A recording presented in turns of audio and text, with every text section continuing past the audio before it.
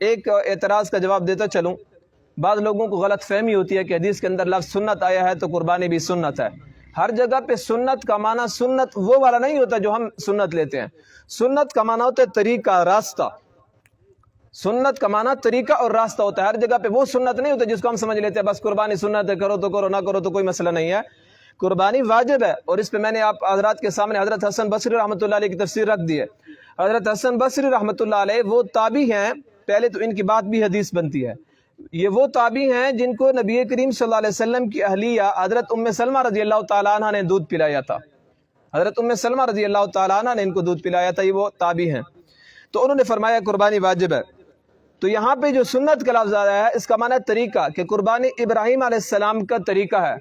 اگر لفظ سنت سے ہم سنت مراد لیں گے تو پھر حدیث کے اندر ایک اور لفظ بھی آتا ہے کہ الختان سنت للرجال، کہ ختنہ کرنا یہ مردوں کے لیے سنت ہے۔ اب کوئی سمجھدار بندہ کہے کہ بس بھائی بالاں دا طہور کرنا سنت ہے، بھائی کون بندہ کپواوے یا نہ کپواوے کوئی گناہ نہیں تھیندا۔